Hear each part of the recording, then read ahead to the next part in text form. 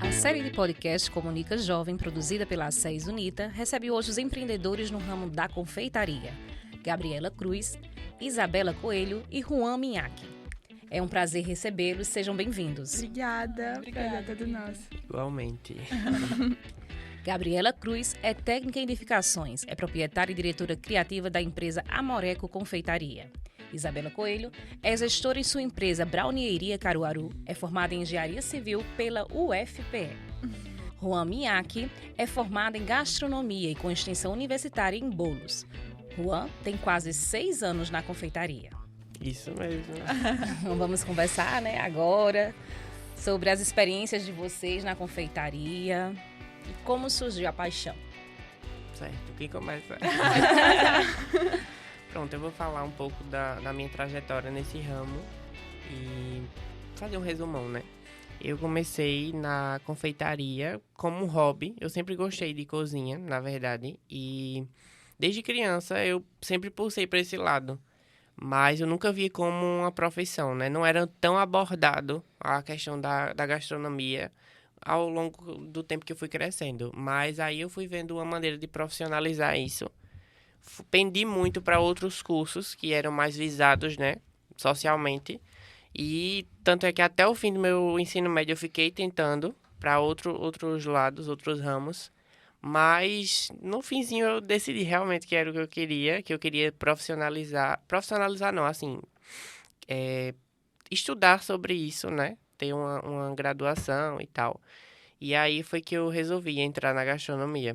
Inclusive, gente, estudei com o Juan, já comia brownie dele quando ele Sério? ainda... bem no iniciozinho. Que legal. Foi, eu sempre gostei e a profissionalizar na questão de CNPJ, essas coisas, só quando eu cresci.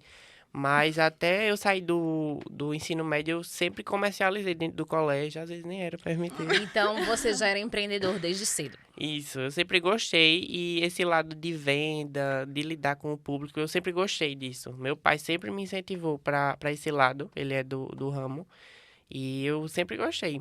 E aí eu saí do colégio, resolvi estudar sobre, mas a profissionalização veio bem cedo mesmo. Que maravilha, que maravilha. E No Gabi? meu caso, eu sempre tive muito o lado empreendedor. Não necessariamente na confeitaria, mas já vendi de tudo. De pulseira, tiara, tudo. O meu Instagram, os meus seguidores, há muito tempo, sabe que eu já botei de tudo. Tudo que eu botava, vendia. E aí, essa questão dos doces, pra mim, surgiu também no ensino médio. E era mais pra ajudar minha mãe. Porque o meu sonho sempre foi ser ou engenheira ou arquiteta. Então, aí eu fui fazer um curso técnico no IF, sou formada hoje em edificações. E no final do curso eu decidi ir para engenharia, mas aí veio pandemia e a Universidade Federal parou. Eu que tinha entrado para... Meu curso começaria em agosto, a gente ficou em casa e aí foi quando veio, de fato, a empresa, né? A minha mãe ficou em casa também e a gente começou a fazer... Na verdade, a gente começou pela Páscoa. Antes a gente fazia era algo muito sutil, assim, para aniversários, mas com a pandemia não tinha mais aniversário, então não tinha mais encomendas.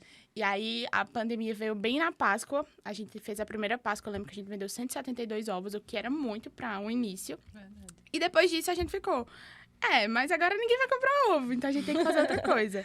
E aí, num determinado dia, no dia 25 de março, na verdade, eu...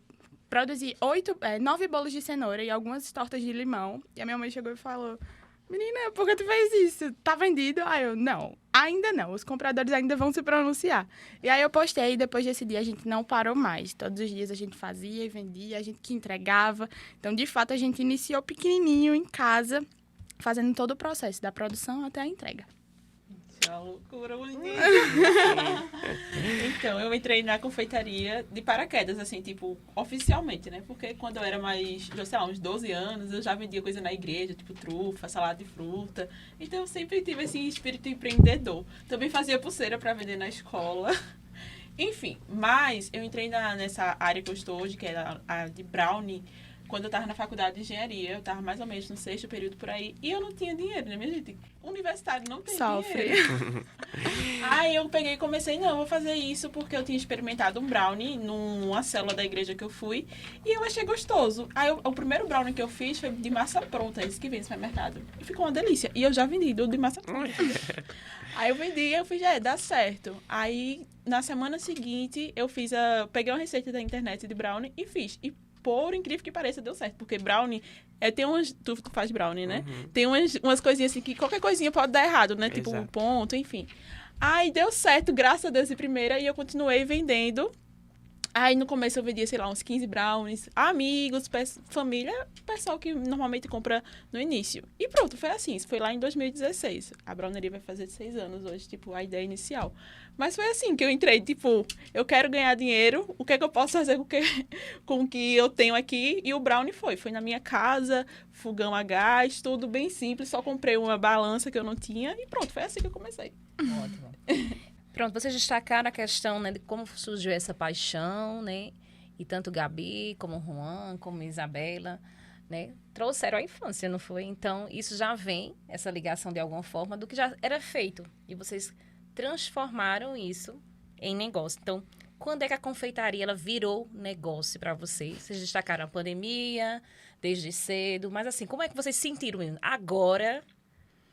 Pra mim, o marco foi no dia 25 de março, né? Que é a data que realmente eu sempre falo. Que foi quando eu dei a virada de chave que só a Páscoa não ia me manter. Então, eu precisava fazer algo. E aí, mesmo sem ter pedido nem nada, eu falei, não, vai dar certo. E aí, coloquei todas as minhas forças. E naquele dia, quando eu vi que tinha vendido tudo, sem ter nenhum pedido, eu falei, é isso. E desde então, a gente nunca mais parou. Então, a partir dali, e em seguida, a gente foi atrás de CNPJ, de todas as coisas que realmente compõem uma empresa. Mas a data, pra mim, foi essa daí. No dia que a gente fez esses bolos e essas tortas de limão pra vender. Pra mim, foi uma questão de ter seu próprio dinheiro. Eu achava tudo. Quando vendia pouca coisa e produto pequeno, mas o lucro dali eu já achava maravilhoso.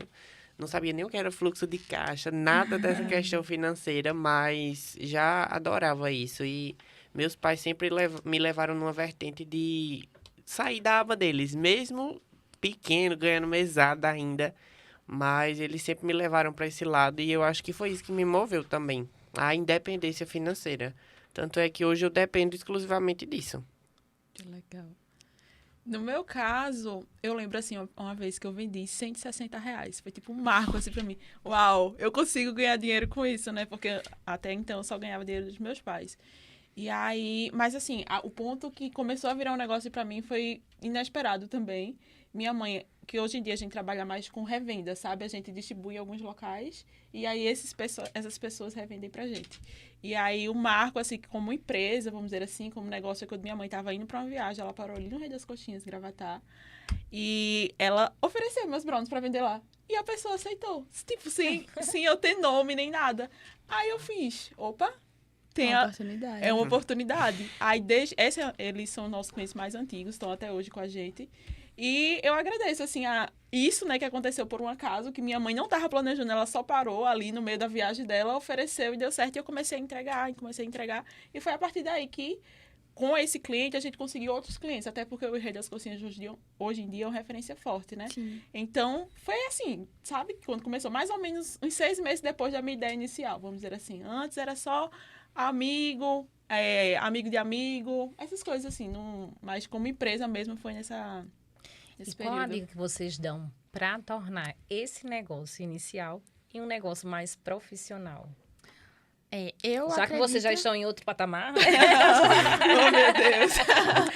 já passaram, né? Então, quais as dicas para quem está iniciando, que tem aptidão, né? Que já faz, né? Ou um bolo, ou um brownie, um tipo, né? Outros tipos de doce, né? Porque a confeitaria, ela abrange o quê? Vocês falam um pouquinho pra gente, né? O que abrange a confeitaria, o que é possível, né? E dê essas dicas aí para o nosso público, que também é jovem.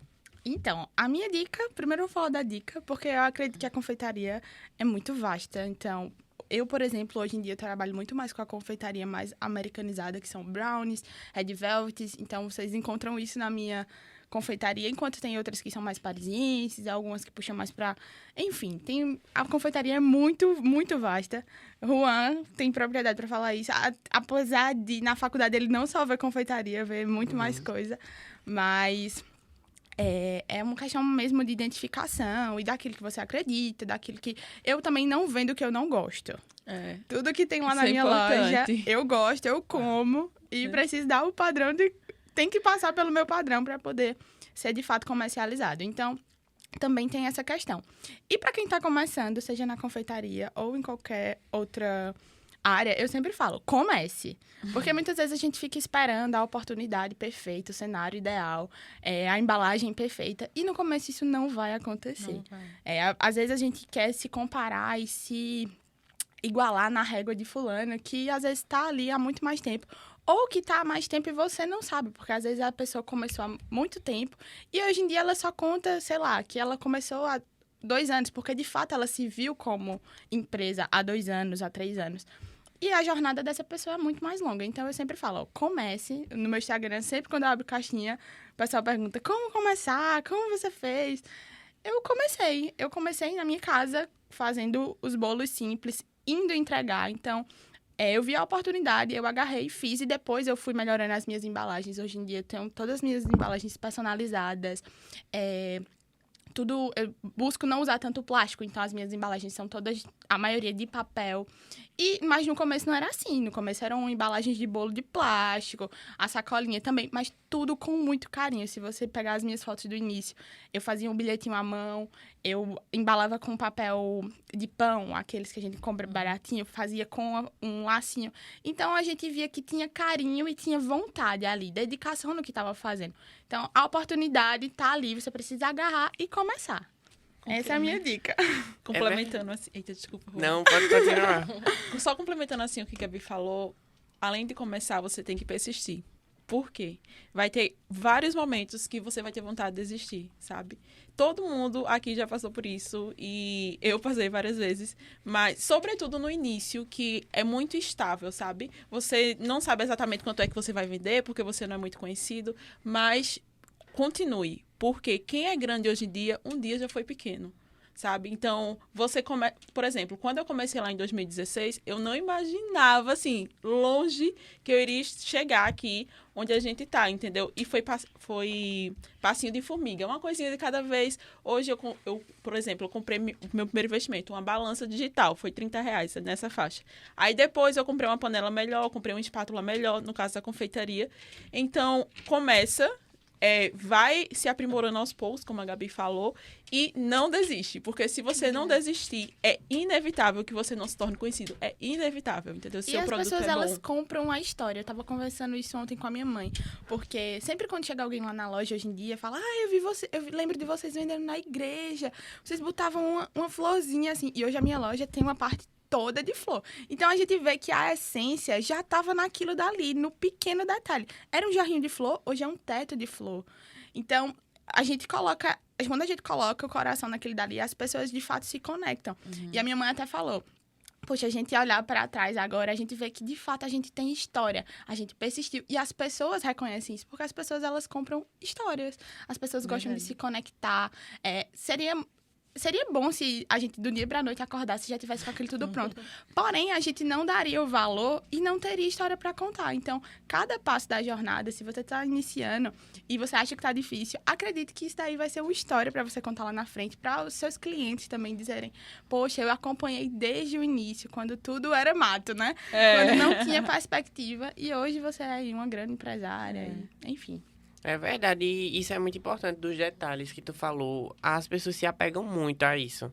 Quando eu comecei a prestar atenção mais nessa questão estética de embalagem, os detalhes, as mínimas coisas, eu vi o quanto o povo reforçava em feedbacks aquilo. E pra mim não era uma coisa que fazia muito sentido no começo, porque o que importava era o que você estava entregando do que saía da cozinha, da produção. E falando sobre um conselho para profissionalizar, um dos pilares, né? Porque existem muito, as meninas citaram, mas eu acho que você estudar, procurar conhecimento é muito importante.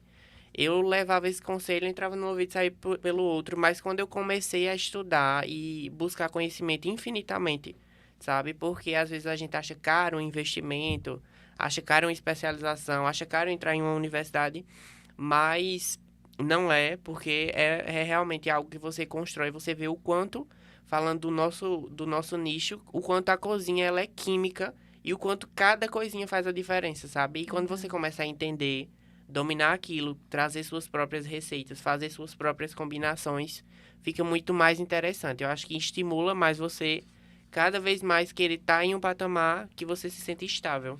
Verdade. E quando você faz essa questão da especialização, também já volta para aquilo.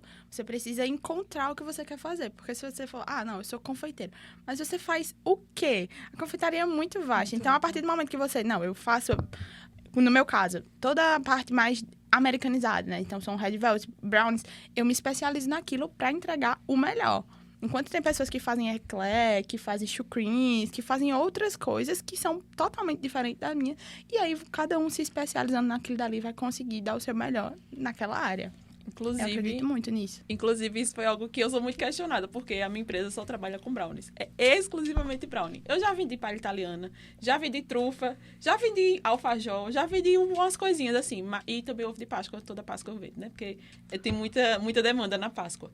Mas o meu foco é brownie. Aí as pessoas, não, por que você não expande para outras áreas? Porque eu quero ser a melhor naquilo que eu faço. E não é, tipo, a melhor do que A e B, mas é a melhor porque se eu tô só fazendo uma coisa, eu consigo... eu consigo me especializar mais naquilo, sabe? Então, é isso. Então, assim, praticamente, o produto inicial de vocês, da confeitaria, eles permanecem? Ou não? O dela permanece. Permanece. O meu sim, eu comecei com o bolo de cenoura, inclusive, é um dos bolos que tem lá na loja, porque ele é um bolinho meio que afetivo, já que ele conta a nossa história. Quando você vai lá na minha loja, assim que você senta, que faz o pedido, tem um descanso de mesa que conta a nossa história. E o bolo de cenoura tinha que estar no cardápio, porque lá a gente fala. Temos também a torta de limão, que foi o que a gente, de fato, iniciou. Mas o brownie, essas coisas também estão no meu cardápio. Meu cardápio é um pouco mais extenso, eu acredito que os meninos, por conta da loja, então, me exige ter salgados, ter doces e... entre outras coisas. Entendi. É interessante também para o seu meio você ter essa diversidade de coisas e o público que você quer atingir, né? Isso. De acordo com o que você tá oferecendo. No meu caso, permanece em delivery só, o brownie. Não é uma coisa que eu pego em alta demanda, assim, para grandes eventos, nem nada. Mas eu comecei com um brownie. E minha primeira marca foi o Rei do Brownie, uma coisa assim super genérica, uma logo feita em programa de celular, enfim. O Rei do Brownie. E foi uma coisa assim que me fortaleceu para ir caminhando e vendo que havia outras possibilidades, né? Tanto é que hoje eu tento focar em bolos. Eu acho que vai chegar um patamar que eu vou só atingir realmente essa linha de produto. Mas eu nunca gosto de excluir a essência, não. E a galera, desde o começo, gosta muito, sabe? E sempre reforça que o brownie é bom e não sei o quê. E dá vontade de deixar ele lá, sabe? Mesmo que ele não seja o protagonista da história. Fazer um bolo de brownie.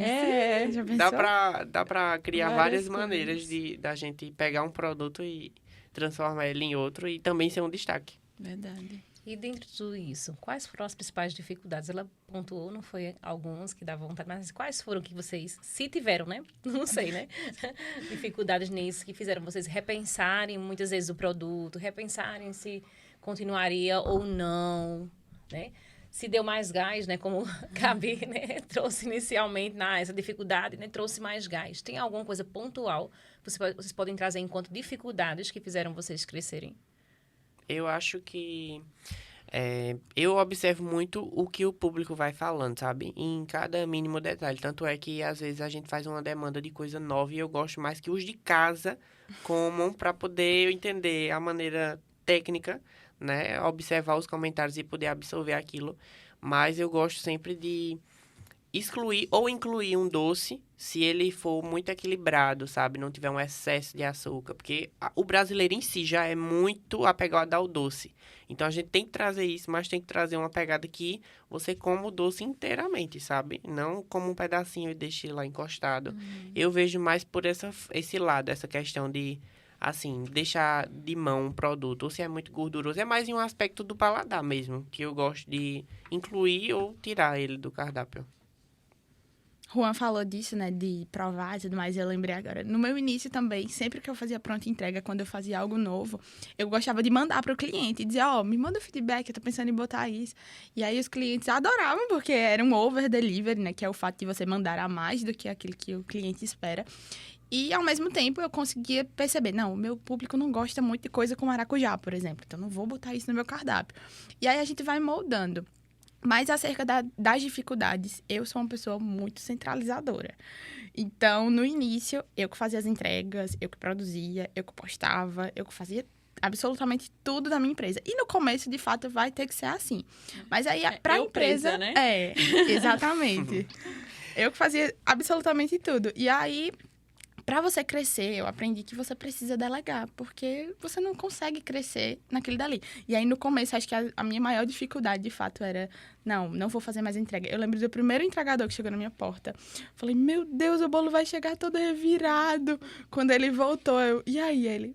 Chegou normal. Aí o cliente também. Então, a primeira vez que eu deleguei as entregas foi aquele susto. A primeira pessoa que começou a trabalhar na minha cozinha, aquela outra.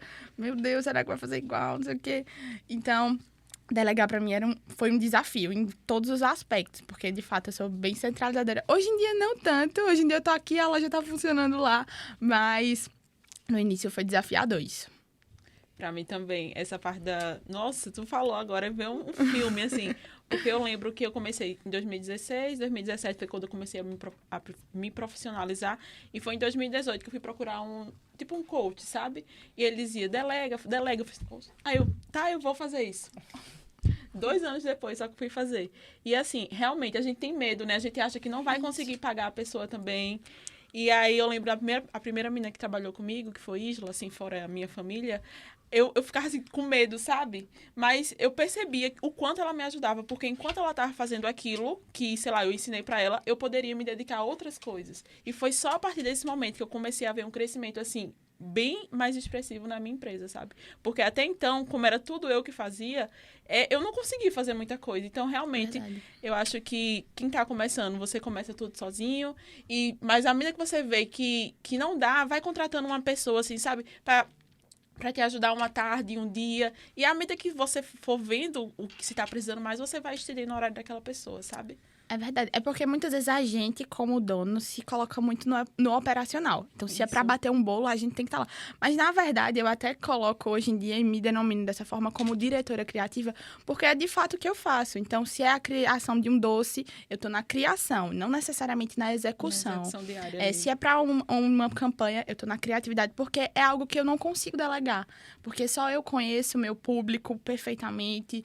Eu que tenho, é a minha história, a minha empresa, então eu preciso estar na criação e não necessariamente na execução daquele dali. Isso. Né? Então, o operacional, ele precisa ser delegado para que a gente consiga fazer a empresa crescer, porque não vai ser o operacional que vai fazer a empresa crescer, e sim o criativo, é a comunicação, é aquilo que a gente faz com o público que outras pessoas não podem fazer. Então, quando eu entendi isso, foi que deu a virada de chave e a gente conseguiu expandir. É um processozinho, a gente... Tipo, a gente ouve muito, né? Não, você tem que chamar alguém para trabalhar com você. Só que não é fácil. Tem muita insegurança. Não é fácil, sabe? Então, confiar no outro, né? No trabalho do outro. E a gente também fica insegura. Ela falou sobre a questão do financeiro. Porque, como o Juan falou, e ela também... No início é tudo muito incerto. Então, a gente trabalha com uma pronta entrega. A gente tá ali oferecendo, mas não necessariamente as pessoas vão comprar tudo naquele dia. Então, a gente fica naquela... Poxa, se eu contratar alguém, será que eu vou conseguir pagar aquela pessoa? Porque eu não sei se eu vou conseguir vender tudo aquilo. Mas é incrível como quando a gente dá o primeiro passo, minha mãe sempre fala isso, dê o passo que eu coloco o chão, né? Como se fosse Deus dizendo pra ela, dê o passo que eu coloco o chão. Porque quando a gente se propõe a ajudar, porque a gente ajuda outra pessoa quando coloca ela na nossa empresa, o suprimento vem. E aí a gente consegue honrar com os nossos compromissos. Mas é muito real isso. É verdade. E é como ela falou, a questão da confiança é muito difícil você entregar a responsabilidade de qualquer coisa a alguém. Eu morro de medo por um monte de trauma que eu tive, principalmente com delivery. Eu cheguei a entregar coisa que chegou lá destroçada. Aí eu fiquei tipo, meu Deus do céu, eu vou fazer o quê? né? E essa confiança tem que ser trabalhada. Mas eu acho que tem uma hora que você vai ter que dizer assim, não, vai com medo mesmo, porque depois vai se acostumando. Eu tenho que contar uma história pra vocês sobre isso, de delivery. Eu tava na Páscoa, acho que foi a primeira ou a segunda Páscoa. E aí, uma cliente pediu, era do Divinópolis, né? O meu local fica na Rua Bahia, no Divinópolis. E ela pediu, e eu fiz, não, vai dar tudo certo, vou levar um ovo de Páscoa pelo motoboy. O ovo chegou assim. Olha, eu chorei tanto nesse dia, porque a pessoa faz com todo carinho, né? Exato. E aí a cliente ficou insatisfeita. Aí eu fiz, não, eu não vou mais fazer isso. Aí as entregas dos ovos de Páscoa, quando tem, é por Uber, tipo Uber, Flash, essas coisas.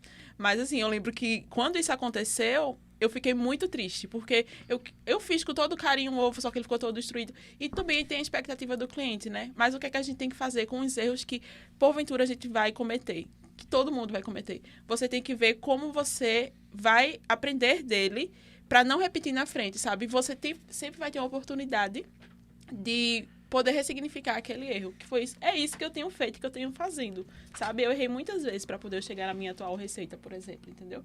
Mas é assim, erra, vê o que são as errou, tentativas, né? Verdade. Então, se algo no caminho foi desviado, deu errado, né? O que a gente pode fazer melhor em relação a isso, né? Por exemplo, trouxeram a questão dos motoboys, né? Inclusive, queria aqui já deixar meu agradecimento aos meus motoboys, que nunca, inclusive ovos de Páscoa, nunca chegou nada virado. Vocês são incríveis. Obrigada. Pronto. Então, assim, e hoje? Juan, como é que tá essa entrega? Melhorou? Encontrou a pessoa?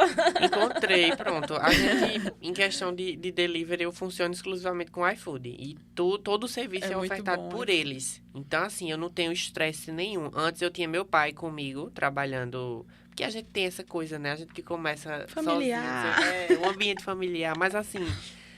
claro, né? No teu exemplo, tu trabalha muito bem com a tua mãe, mas assim, o que você puder, se você achar que tem muito atrito e tal, separe. É a melhor coisa do mundo. Meu pai mesmo é uma ótima pessoa, maravilhoso, mas nesse ponto a gente sempre tinha alguma coisa para ser questionada, sabe? E começava a dificultar o trabalho. Teve uma vez que eu andei por ele. A gente é bem aventureiro.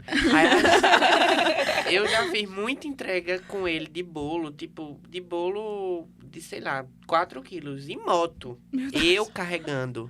Eu sei que eu me garanto carregando. Eu conheço a estrutura do meu bolo. Mas eu mandei por ele uma vez só. Disse, não, vai dar certo. Chegou lá fora do tabuleiro, o bolo, encostado na caixa. Aí eu fui era no shopping, eu acho, na época. Fui no shopping buscar o bolo pra trazer pra casa pra consertar. Então, assim, profissionalize, coloca um serviço terceirizado de entrega com quem já entende disso. Porque a galera que entrega doce já tem essa coisa na cabeça. Mas hoje em dia eu digo, olha, gente, bolo, retira aqui no ateliê. Retira, porque aí fica mais tranquilo. O Juan falou dessa questão familiar, né, dele com o pai dele. Hoje em dia somos eu e a minha mãe, né? Nós somos sócias. E, de fato, a gente se considera como sócias mesmo. Na segunda-feira, a nossa folga, a gente tem o almoço de sócias. A gente sai pra falar de negócios. E dentro da empresa... Conseguiu, dentro da empresa, às vezes eu reclamo com a minha mãe e as minhas funcionárias ficam... Mas aí a gente sempre enfatiza. Aqui, nós não somos Gabi filha e Zilene mãe. Nós somos Gabi e Zilene sócias. Então, às vezes você vai chegar lá e vai me ver... Mas, maninha, como é que a senhora fazendo um negócio desse? Mas não é por falta de respeito, mas é porque a gente entende que lá nós somos sócios. E aí eu cobro dela, ela me cobra como sócias para o bem da empresa. Porque se a gente não dividisse, realmente ia ser um caos. Porque ela ia dizer, você tá brigando comigo? Essa é sua mãe? Me respeita! Mas a gente consegue diferenciar isso aqui quando é de empresa.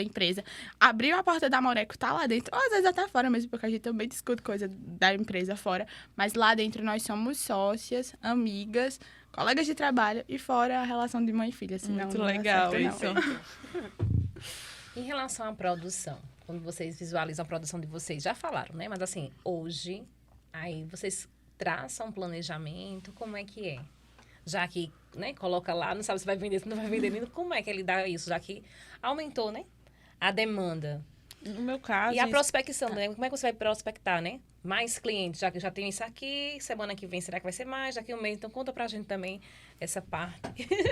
No meu caso em específico, como a gente trabalha assim com revenda, né, é mais o foco nesse, então os clientes fazem pedido e a gente anota e a gente produz mais ou menos baseado naquilo que eles pediram. E é assim, entendeu? Então, eu não tenho muito esse negócio, será que vai vender ou não? Porque já está encomendado. Mas, deixa eu pensar aqui. Tem uma coisa que eu fiz um curso recentemente de gestão na área da confeitaria, que você tem que planejar a sua semana baseado nas anteriores, sabe? Porque normalmente se repete, né? Eu acho que os meninos que trabalham com pronta entrega, eles vão ter mais propriedade para falar sobre isso. Mas, assim, tem que ter um planejamento. Tipo, coisas práticas. Se você, sei lá, vai fazer 5 bolos, quais são os ingredientes que você precisa para fazer aquele bolo? E aí você compra isso antes, não deixa para comprar no dia, porque se você deixar para comprar no dia e faltar algum ingrediente lá no meio da sua produção, isso vai atrasar muito. Isso vai lhe deixar estressado. Sim. Então, faça um planejamento, assim, da sua semana, com cada dia o que é que eu vou fazer, quem é que eu posso chamar para vir me ajudar aqui, que vai dar certo, entendeu? Agora, o segredo é o quê? Planejamento, entendeu? Se não tiver planejamento, você fica louco. O dia passa e você acha que não fez nada, porque você não se planejou. Então, se planeje que dá certo. Bela falou isso agora, e aqui eu percebi ela falando, né? A gente tem 3 vertentes totalmente diferentes aqui. Apesar dos 3 trabalharem com confeitaria, se você analisar aqui, Bela trabalha com revenda, Juan é mais com encomendas, né? Isso. E uma pronta entrega. E no meu caso é loja. Então, são realidades totalmente diferentes. Eu também faço esse curso de gestão, inclusive das meninas da Produz, maravilhosas. Isso mesmo, daí... Isso. E a gente trabalha muito com isso, com análise de dados. Lá na minha loja, quando a gente abriu, a gente tinha uma prospecção, né? A gente imaginava que ia ser de um jeito. Claro que muitas vezes foge daquilo dali. Os números foram expressivos assim que a gente abriu. Então, a gente tinha, para vocês terem noção, a gente fez um estoque de salgados, dessas coisas, contando que daria para um mês. Em 3 dias de loja aberta, a gente não tinha mais nada. E a gente se viu louca. Graças a Deus. A gente se viu louca, porém, é sempre organizando. A gente já tá aí com 2 meses e meio de loja aberta, então a gente já consegue ter plena convicção. Assim, plena convicção não, porque o mercado hoje oscila muito. Mas assim, a gente já tem uma noção. Eu sou muito dos números, né? Eu já faço engenharia civil. Então, eu gosto dessa parte toda de números, de dados, é comigo. E aí, eu sempre faço a análise. E a gente sempre trabalha com o estoque, né? Apesar de ter aquela quantidade ali X, mas a gente trabalha sempre com o estoque a mais. Porque, visando também o cliente. Porque eu acho frustrante você chegar no local, eu quero isso, não tem. Eu quero isso, também não tem. Então, a gente se organiza. Claro que possa ser que aconteça, porque a demanda foi ainda maior, mas a ideia é sempre ter isso. Então, a gente se organiza nisso. Essa questão do estoque é muito importante, porque você nem deixa seu dinheiro. Muitas vezes a gente que trabalha com o ramo de alimentação faz estoque gigante de, sei lá, de trigo. E às vezes nem ia usar aquilo dali e o seu dinheiro fica literalmente parado. Então, você tem que ter o controle do estoque, você tem que ter essa questão de vendas, de quanto você vende, para você organizar. Ter um estoque também já produzido é importante. E são essas coisas que precisam ser alinhadas, mas que eu poderia passar o dia aqui falando, mas eu posso dizer para vocês que só a vivência, de fato, é que faz com que você aprenda. Por mais cursos que a gente faça, mas a gente só aprende, de fato, quando a gente tá ali submetido àquilo dali. E a gente vai analisando e organizando de acordo com a realidade da nossa empresa. Acho que cada empresa muda muito. É verdade. E assim, você vai entender o seu pique, né? No dia a dia. Porque tem diversas formas de você ter uma organização. Eu escuto de muitos professores que eu absorvo conhecimento, formas que são ótimas e super válidas, só que nunca se encaixou na minha rotina, sabe? Pra mim não fazia sentido. E eu acho que vai muito mais além. Vai, sei lá, da questão de você dominar um congelamento para você sempre ter produção, sempre ter um estoque. Ou então, da criação de um cardápio que ele não seja muito sazonal, por exemplo. Porque tem produto que a gente só consegue em abundância em certa época do ano. E aí, como é que você vai ofertar isso o ano todo? Sem ter uma diferença de preço grande, sem ter o risco de faltar, sabe? Eu acho que vai nessas questões técnicas também. É bem importante a questão da organização na produção. É verdade. Quando vocês destacam as vendas do espaço físico, né? Que tem um espaço físico, né? Das encomendas. Como que é a pergunta? Não entendi. Quando vocês destacam as vendas, né? Nesse sentido. Quando a gente traz agora, né? Gabi vendia, né? Não sei se vende ainda, né? Vende ainda, né? Continua, né? No online, né? Como é que vocês trazem, assim, a venda através do online? Esse crescimento e dentro da confeitaria de vocês? Eu sou totalmente filha do online, né? Eu nasci no online, apesar de hoje ter a loja física. E sempre friso para os meus clientes. Apesar de ter a loja, o meu online sempre vai estar presente. Na minha loja, tem a loja na frente. Mas, para vocês terem noção, eu separei um local exclusivo para o delivery.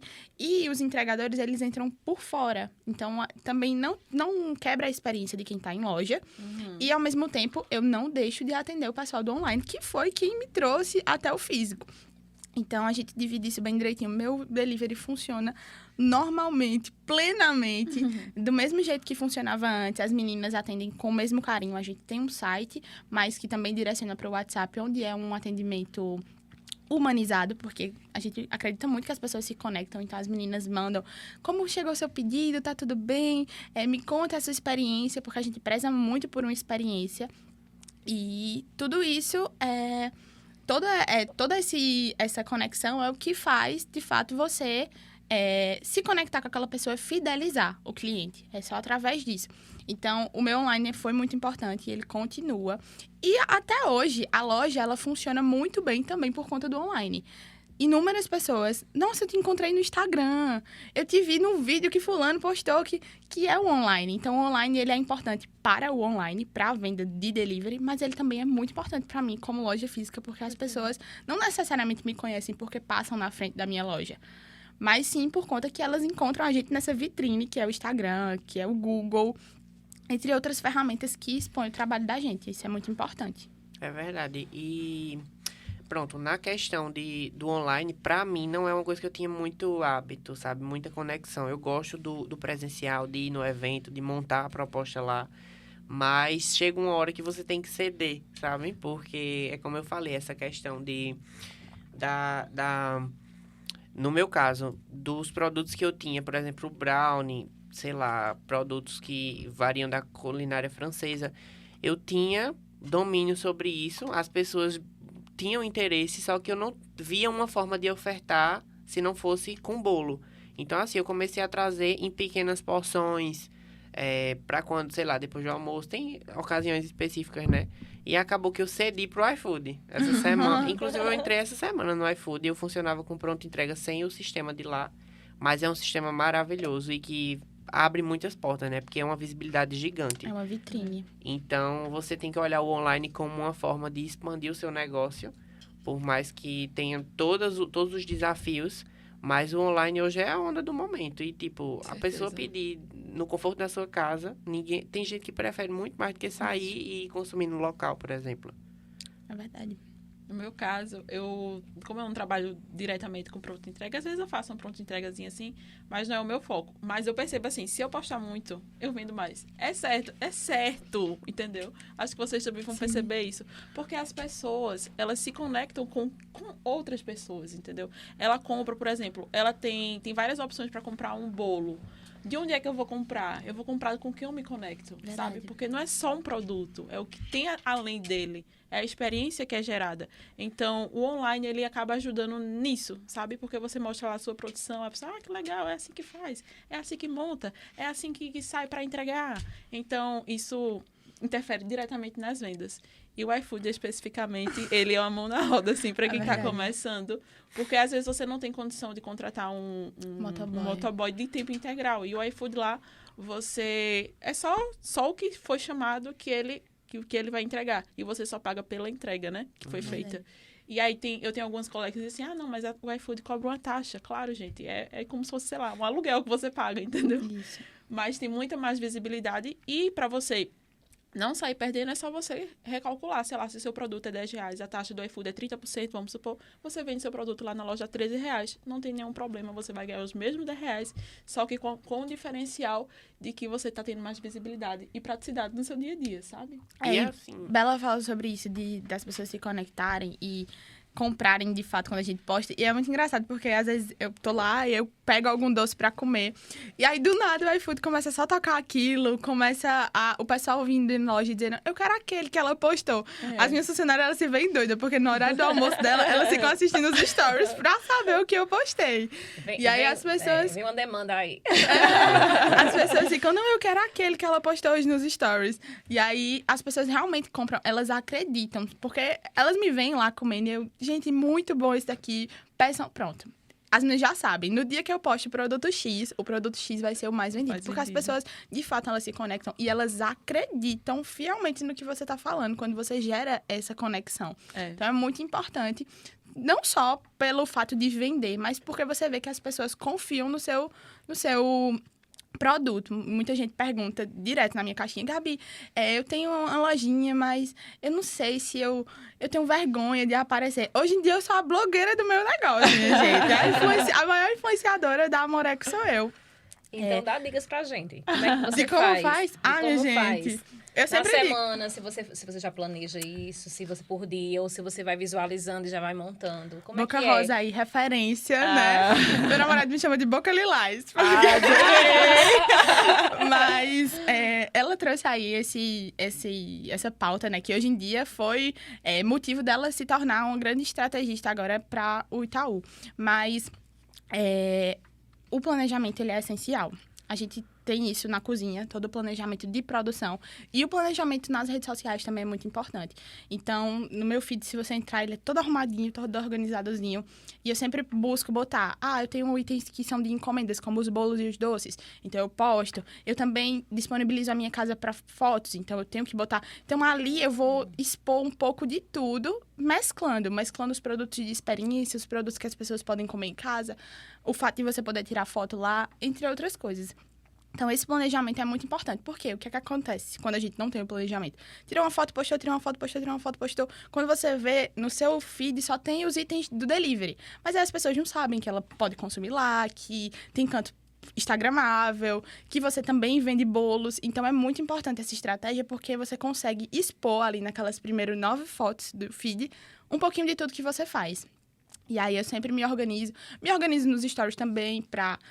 hoje eu vou falar um pouquinho de livros. Ontem eu falei sobre isso. Eu comprei alguns livros, chegaram. E aí, eu já mostro. Já me conecto com outras confeiteiras. Eu vi. Já me conecto com o pessoal, assim. Então, é muito importante isso também nos stories. Claro que não é algo forçado. Não, eu preciso fazer aquilo. Não, mas é algo que eu preciso ter na minha rotina. E preciso fazer aquilo dali, porque é o meu trabalho. Os stories também faz parte da minha atuação na empresa. Eu sou responsável pelo Instagram, então eu preciso fazer aquilo bem feito. É uma função tua, né? Exatamente. Assim como as meninas precisam produzir lá dentro, eu preciso produzir conteúdo para minha marca. Então, o pessoal sempre me pergunta, Gabi, eu tenho vergonha, não sei... trabalhar sem aparecer, dá certo? Eu acredito que sim. Tem grandes empresas aqui da cidade que a gente nem sabe quem é os donos, né? A gente viu agora aí um dos sucessos da nossa cidade, é o Ferreiro. E muita gente nem conhece quem tá por trás do Ferreiro Rooftop, né? Mas é uma empresa, um case de sucesso da cidade. E, necessariamente, ele não aparece. Mas é uma estratégia dele. Eu acho mais difícil. Eu não sei como fazer. Então, o meu jeitinho é aparecendo, é me conectando. Mas outras empresas, assim, também conseguem fazer. O McDonald's, ninguém sabe, de fato, a cara do McDonald's. Você não abre os stories e vê o dono do McDonald's falando. Mas são estratégias diferentes. Eu acho mais difícil e não sei fazer aquela parte. Então, eu opto pela humanização, por estar aparecendo e acredito que tem como você ter sucesso. Eu só não sei o caminho e aí eu ajudo da forma que eu sei, né? Aparecendo, mostrando, porque as pessoas vão se conectar com isso. E um dos pontos que levou você, no caso, né? Você e sua mãe, né? A Amoreco, né? A chegar num espaço físico também foi através de online e dessa dedicação online, né? Exatamente. De mostrar, né, sempre o que está acontecendo, o processo de produção, né? O que está por trás, né, daquela produção, né? Que é o carinho, o amor envolvido, né? Então... Eu sempre fui muito comunicativa. Então, eu falo de Boca Rosa porque eu acompanho ela desde o iniciozinho. Eu era pequenininha, eu pegava a câmera da minha mãe e me gravava fazendo maquiagem também. Mas eu nunca postei isso. Era algo bem... Eu dizia, eu quero ser blogueira. Minha família ficava... E hoje em dia eu fico dizendo, tá vendo? Se eu tivesse investido, talvez eu tivesse saído, né? Nível nacional. Mas era algo que sempre teve em mim, a comunicação. Então, eu nunca tive dificuldade em aparecer. Eu sei que tem algumas pessoas que são mais tímidas, mais travadas. Mas sempre tive facilidade e eu vi que nessa vertente, por esse meio, eu ia conseguir, de fato, alavancar o meu negócio. E foi aí que eu caí de cabeça. Então, eu apareço muito, posto. Eu só não sou muito de postar minha vida pessoal. Mas o que é de respeito da empresa, todos os processos, eu sempre estou compartilhando com o pessoal. E eu acho que quem se destaca hoje em dia realmente é isso, sabe? Quem traz conexão e quem mergulha mais sobre os bastidores. Você não fala muito da sua vida pessoal, mas você solta sutilmente alguma coisinha que o povo já fica curioso, né? O povo gosta de acompanhar todo esse acompanha, né? roteiro. Já quer saber. Segredo, você pensa como cliente. Como cliente, o que é que eu gosto de acompanhar? Eu gosto quando a blogueira ou quem lá você acompanha mostra ela indo pra lá. Sabe, quando você for produzir um conteúdo, você pensa, eu gostaria de ver esse conteúdo? Gostaria, vou compartilhar. E não precisa ser algo super produzido, não, porque a nossa vida, ela não é essa coisa complexa. Ela é o que a gente faz mesmo no dia a dia, sabe? Então, mostra isso, porque eu tenho certeza que vai gerar conexão com os seus seguidores. E também tem outra questão também, né? É muito fácil eu chegar aqui, a Gabi, que também é super comunicativa, e falar assim, não, é muito fácil eu chegar aqui, gravar um story e postar. Mas tem muita gente que não tem essa facilidade. Tem gente que tem um bloqueio disso. Mas começa pelo menos falando a tua voz, mostrando assim, vai falando com a tua voz, porque isso já vai gerando uma certa comunicação, uma certa conexão com as outras pessoas. E quando tu achar que tu tá mais pronto, sabe, para poder aparecer mesmo com o teu rosto, tu vai aparecendo. É um processo gradativo, sabe? Tem pessoas que realmente tem mais facilidade em aparecer nos stories e gravar. Mas tem pessoas que não têm. Então, respeite seu processo, mas também não pare, tá? Continue. Se você tem dificuldade, eu sempre digo isso às minhas seguidoras. Se você tem dificuldade, tira uma foto. Eu sempre, quando eu faço caixinha de pergunta, eu sempre mesclo ou em fazer gravando vídeo ou em texto. Então, se você tem dificuldade em aparecer, vai pelo menos digitando, contando um pouco da sua história por escrito e as pessoas vão se conectando. Hoje, na loja, é uma estratégia que eu uso. Tem o meu cardápio normal e em cima tem uma parte de destaque que é sugestões. Então, tem a sugestão de Gabi, o meu doce favorito, da minha mãe, da minha avó, dos membros da minha casa, que são as pessoas que, de fato, compõem a Amoreco, que é uma empresa familiar. Então, as pessoas, por exemplo, minha avó já é uma senhora. E aí, ela não curte um doce como um brownie. Ela já gosta mais de um doce que eu tenho lá, que é uma cocada com sorvete. Então, tem lá a sugestão de Dona Zilda. Aí tem toda... Exatamente. E aí as pessoas que chegam lá, que são mais velhas, poxa, é uma senhora mais de idade, provavelmente ela também é feito eu, que não... A pessoa já associa, ela é feito eu, que não gosto tanto de doce, e esses doces mais com chocolate, então vou na sugestão dela. Bota aí, as pessoas nem falam que querem uma cocada de forno com sorvete. Elas nem falam o nome do doce, falam, eu quero a sugestão de Dona Zilda. E aí as minhas atendentes já sabem, já colocam lá. E aí as pessoas, de fato, elas vão se conectando. Então, por exemplo, minha avó nunca apareceu no Instagram falando, né, do tipo. Às vezes eu posto uma foto dela, um momento, às vezes ela vai lá e, olha, gente, quem tá aqui, minha convidada. Mas ela não precisou, de fato, aparecer e falar. Mas as pessoas já se conectaram com ela pela faixa etária, por tudo isso e por toda a história por trás, que eu sempre falo, ela é uma empreendedora desde novinha. E as pessoas vão se conectando com essa história também. É muito importante. Muito, muito bom mesmo. E pra você? Isabela, Juan, Gabriela, o que é empreender tão jovem? O que é o significado para vocês empreender tão jovem? Vocês já se olharam? Já se viram assim? Qual o significado de empreender tão jovem? E o significado também da confeitaria na vida de vocês? Porque eu acho que tem algo, né? Trouxe muito amor, muito carinho, né? Na fala de vocês, nos discursos, nos processos de produção. Mas o que significa para vocês empreender tão jovens?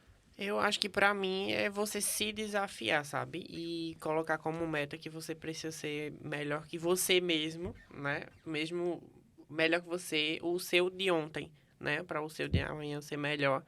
Mas, assim, é complicado, não é um caminho fácil, cheio de flores, mas é gratificante quando a gente coloca amor nisso. E tem que gostar, não faça simplesmente por uma questão que todo mundo tá indo no hype e que você acha que tem essas estratégias digitais hoje em dia que todo mundo vai ter um case de sucesso. Porque não é, você tem que realmente ter a inspiração para aquilo, seguir seu coração e enfrentar, sabe? Eu acho que é uma área que eu me realizo, tanto é que eu já oscilei várias vezes para desistir, sabe? De deixar o caminho, mas tem algo que sempre me pega, sabe? E me deixa lá e é como se me incentivasse para permanecer e inovar e trazer uma coisa melhor para os meus clientes. E essa questão de a experiência que você proporciona para o cliente me pega muito, sabe? A questão de ver. Eu acho que eu trago isso já da cozinha e acabei trazendo para a confeitaria porque se liga totalmente no prazer que a pessoa vai sentir ao provar aquilo, na explosão de sabores no paladar dela, no que ela reforça, sabe? Você ter essa humildade para escutar todos os pontos técnicos da coisa e saber onde você errou, onde você acertou, onde você precisa evoluir naquilo. Eu acho que o foco maior é esse, sabe? Você sempre tá pronto para se superar e para trazer uma versão melhor ainda, cada dia mais do seu trabalho. Para mim, eu gosto do desafio, né? Empreender para mim é isso. Porque não tem um curso, assim, que ensine tudo que você vai passar dentro do empreendedorismo. É muito prática. Então, para mim é um desafio. Sei lá, eu implemento algo que eu vi em algum lugar e dá certo, dá errado. E aí eu vou aprimorando. Então, para mim, empreendedorismo é significado de erro... Eita, tentativa e erro, correção. E é isso, é um desafio para mim. Mas eu me sinto muito, muito feliz com isso. Eu acho que eu não faria outra coisa além de empreender, assim. Porque eu gosto disso, sabe? Eu gosto de me planejar, ter dificuldade, mas dar certo. Ver o cliente e depois dizer, eu gostei disso, eu gostei daquilo, muito obrigada, eu já indiquei. Sabe? Isso dá uma sensação tão boa que recompensa, sabe? Eu sempre falo pro meu namorado, pra minha mãe, não importa se tá dando errado no meio do caminho. No final vai dar tudo certo. Calma, paciência. A gente que é empreendedor precisa muito ter isso. Sim. Os meninos falaram sobre isso. E eu acho que, assim, empreender é quase um vício. Não sei se vocês se sentem assim, mas minha cabeça, ela não para. Então, eu tô na confeitaria, mas eu já penso, poxa, o ramo da confeitaria eu posso puxar tal negócio, posso puxar isso, posso puxar aquilo. Não necessariamente só aquilo, mas eu posso ter outras empresas. E é, de fato, a liberdade, como o Juan falou no início, você tem a liberdade financeira. Você tem a liberdade no tempo, que às vezes as pessoas acham que a liberdade do tempo é você fazer o que você quiser, na hora que você quiser. Não é isso, mas é você ter uma flexibilidade talvez um pouco maior. Isso. Porque muitas vezes a gente que é dono, a gente trabalha uma jornada de trabalho, muito enquanto maior. O pessoal trabalha 8, a gente trabalha 16. Quando é só 16, né? Que às vezes é bem mais. Mas empreender tem muito disso, da gente querer absorver tudo, fazer tudo. E às vezes a gente precisa relaxar um pouco. É difícil desconectar, É muito né? difícil. Às vezes eu tenho... eu vou tirar um tempo pra mim. Aí eu tô, tipo, sei lá, lendo um livro, mas aí eu já quero ler um livro de empreendedorismo. Mas o tempo era pra... Você vai pra jantar, e aí ao invés de você falar sobre outras coisas, você tá falando coisas da empresa. Tipo, exatamente. Eu saio pra jantar, seja com minha mãe, com meu namorado. E aí a gente sempre faz uma análise gastronômica. Então a gente não para de trabalhar. Sim. A gente tá sempre... Olha, aqui o conceito do local é algo mais de... Assim, é algo mais natureza, mas o talher veio num saquinho de plástico, então...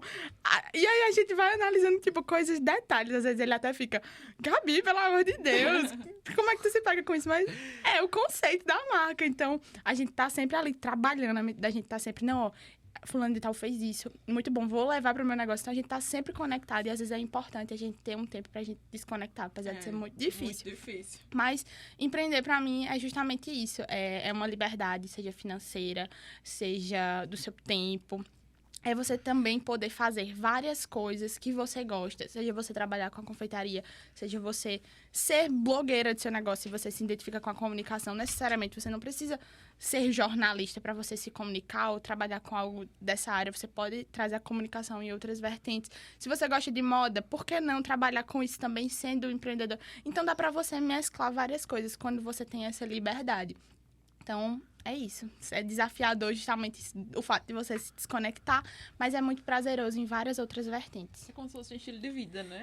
Sim. Você vive aquilo e é isso. Muito bom. A gente falou de expansão, né? Expansão dos negócios de vocês. E a Isabela também está expandindo o negócio, né? Conta pra gente, Isabela. Então, tu tá falando sobre o que especificamente? Sobre o Maranhão, essas coisas? Isso. Então, eu tenho um projeto, assim, sei lá, em 10 anos. A browneria está em todas as... Não sei se em todas as cidades, todos os estados do Brasil, mas assim, caminhando, né? E agora a gente tem uma unidade de produção lá em São Luís, que é onde meu namorado mora. Que massa! Ai, que tudo. E aí a gente começou no início desse ano e comecei comprando um forno, que é tipo, que eu acho que é o essencial pra minha metodologia, sabe? Um bom forno, porque aí tem a questão do ponto do brownie. E é isso, a gente começou lá, só que lá o pessoal não conhece a gente. Aí tem sido um pouco difícil, mas quem compra normalmente fideliza, sabe? Sim. Então é isso, assim. Eu realmente tenho esse plano, assim, sei lá, daqui a uns 10, 20 anos a gente tá em cada local com a nossa metodologia. Tá espalhado, né, pelo Brasil, né? Se Deus Amém. quiser. Jesus. Tá vendo? Cada É algo, né? é algo que geralmente quem trabalha assim pensa. É. Em janeiro, eu ainda era Doce Amor, minha marca era outra, precisei fazer todo um rebrand. Mas a gente trabalhou em janeiro com uma food bike em Tamandaré. E era incrível como todos os dias. Eu vi. E comprei. Viu lá? Todos os dias vendo? chegavam gente lá dizendo assim: vocês são franquias? Me dá o número da pessoa, eu quero comprar a franquia de vocês. E a gente assim, né, assustada, a gente nem tinha loja Que ainda. legal. E aí a gente ficava, pode pegar. E eu dava meu número a todo mundo que perguntava, né? Se era uma franquia. Eu digo, é um possível cliente mais na frente, não como Doce Desse Amor, mas como Amoreco. Então a gente também pensa, a minha ideia é ter lojas, uma loja pelo menos em cada estado do país. Isso. E eu queria, de fato, eu quero começar pelo Nordeste, né? E depois a gente expande para os demais. Mas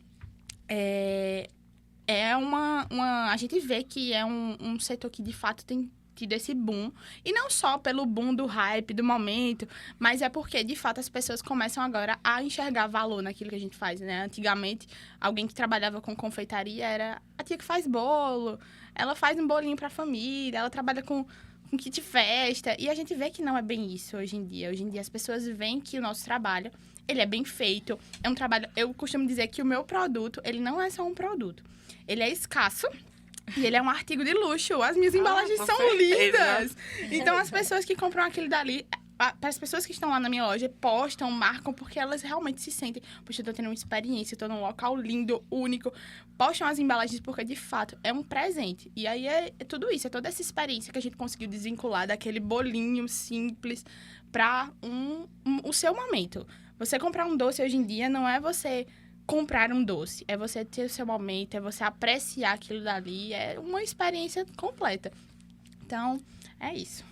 É importante e, assim, essa questão de... Tem gente que acha uma besteira. Eu acho tudo essa questão de valorizar e de empoderar quem tá dentro da cozinha, quem tá na produção, sabe? De tirar aquela pessoa ali do anonimato, trazer pro protagonismo e dar estrelato mesmo a ela, sabe? Porque a gente já passou muito tempo sendo ali escondidinho, só fazendo o que é para ser feito e vai muito além disso, sabe? E falando sobre expansão do negócio, meus planos agora é crescer nas plataformas aí. E eu tenho uma vontade muito grande de mergulhar no mercado de casamento. A gente tá caminhando para isso. Queria que meu negócio no futuro se centralizasse só para isso.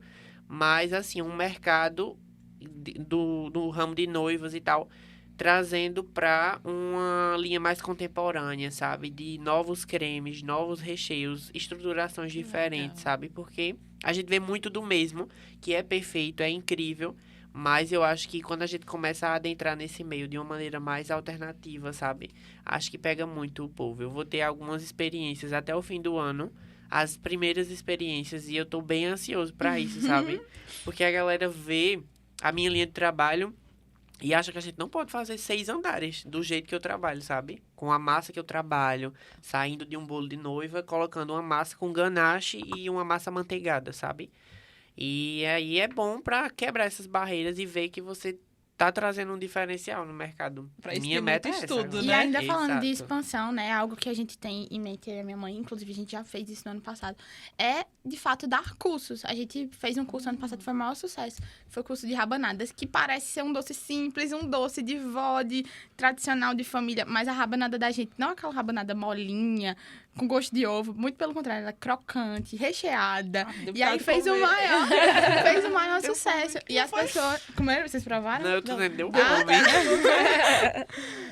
E aí as pessoas ficavam chocadas com aquilo. Então, o feedback dos nossos clientes foi tanto, o burburinho foi tão grande, que outras confeiteiras procuraram a gente pra gente dar cursos. Então, é outra vertente que a gente Sim. pretende expandir, que é dar cursos para outras confeiteiras. A gente começou no presencial, que já tava podendo se reunir e tal, essa questão da pandemia já tava mais tranquila. Mas o online é muito importante, porque se a gente tivesse conseguido trazer esse curso para online, a gente tinha atendido uma quantidade de gente muito grande. O pessoal ficava, Gabi, pelo amor de Deus, faz alguma coisa online, porque eu sou aqui de Natal, eu sou de não sei aonde, e não consigo estar aí. Então, é algo também que vem crescendo bastante no nosso meio, que são os cursos na nossa área, e é uma vertente que dá pra gente expandir bastante. As pessoas, inclusive daqui da cidade, muitas vezes procuram, olha, eu queria uma consultoria, eu queria que você entrasse na minha cozinha. Perto, né? Porque já tem muitos cursos, mas não é você, por exemplo, que tá dando. E aí, quando é algo assim, é muito específico. A gente entra na cozinha daquela pessoa, quando a gente dá a consultoria, né? A gente entra, fala, ó, o maquinário que você precisa é esse, você precisa mudar isso, tira isso daqui desse lugar, isso daqui também não tá funcionando, porque a gente tem a prática.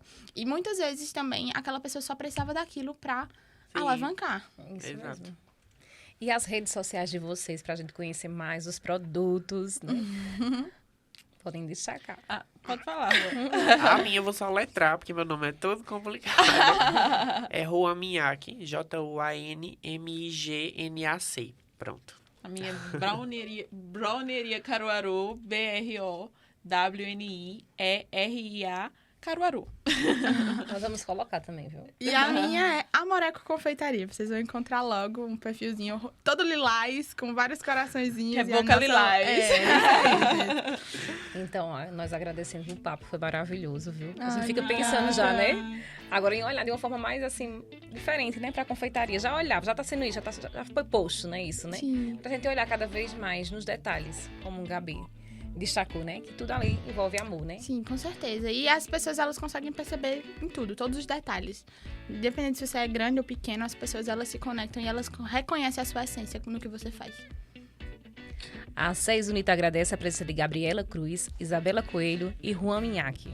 E a você que segue o podcast Comunica Jovem.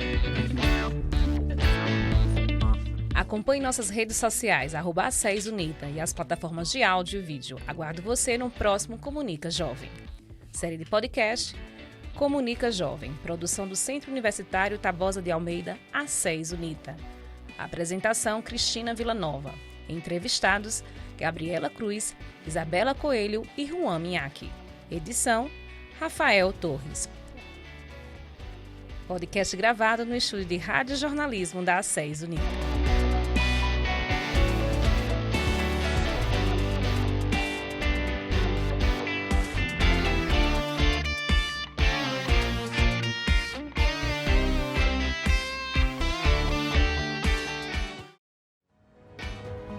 A SES Unita, cuidando do presente, construindo seu futuro.